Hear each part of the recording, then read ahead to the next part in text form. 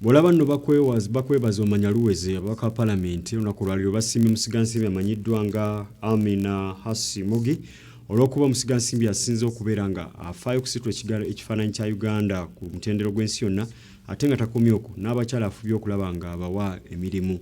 Bino bibadde mu kubaganya ebirowoozo ku Bamusigansimbi ono abaka nga basabye Bamusigansimbi ono n'abalala bamulabireko. Dr. Aminah Mugi, mukyala mu Somalia eyazalibwa mu ggwanga lya Kenya nga newankubadde emirimu gye egisinga obungi agikakkalabiza mu Uganda. Dr. Aminah ye nannyini wa Oasis Mall esangibwa wano ku Yusuf Lule Road mu kibuga Kampala. Ono era ye nannyini w'ekkolero lya ssukaali erya Atyak Sugar Factory erigenda okuwa abantu naddala abakyala 1,500 emirimu okubayamba nabo okwekulaakulanya. Ono olw'okuba y'omu ku Bamusigansimbi abeefunyiridde mu kuyamba abantu n'okukola ebintu eby'enjawulo afunye engule empitirivu okwetooloola ensi yonna nga n'eyakasembayo ye ya European CEO Magazine nga Musigansimbi mu Africa eyasinga mu mwaka gwa 2019. Wano nno Palamenti weesinzidde okumusiima olw'okutooka ku kkula eryo naddala nga bannayuganda nabo abafudde ekyenjawulo. She's very bold, courageous, and she doesn't fear to take risks. So we can, as women, I call upon all women to emulate Dr. Aminah as a strong businesswoman.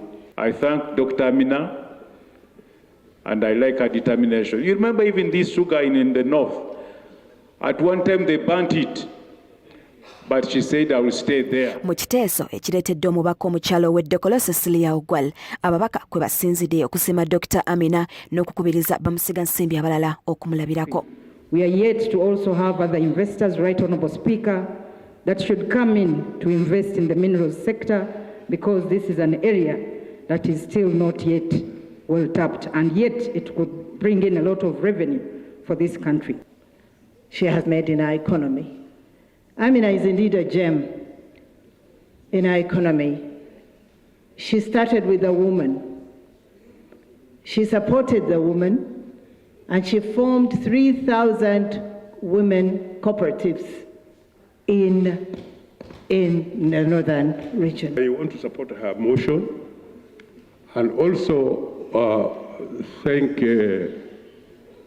Dr. Aminah for being unique.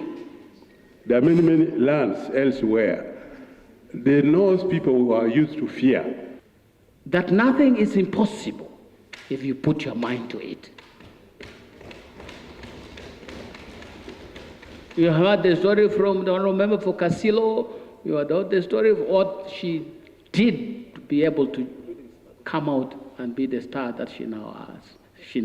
Okusinziira ku babaka, Dr. Aminah atadde abakyala ba Uganda ku mwanjo mu kubakulaakulanya ssaako okukulaakulanya ebitundu by'omu mambuka g'eggwanga. Many times when we complain about unemployment, and we all know that government positions that can be where people can get employed are fixed, and there's no way government can employ more people. The solution lies in a vibrant private sector. So when we have investors that come and invest and they reduce this pressure of unemployment, we can't take it for granted. You could see how people are very happy making their money from that. So I would like to take this opportunity to thank her for employing a number of the Acholis and the people in northern Uganda in that industry. I would like to wish her well. Ababaka wabula ono bamusabye okukakasa nga abakozi abaweebwa emirimu mu makolero ge bongezebwa ku misaala. The payments are not good for our casual laborers. In Kayunga, we have many of them reporting cases of underpayment. 3,500 per day or 3,000. That is too little. Shamim Naiga, Nicholas Nduga, Delta TV, Amasukkulumu.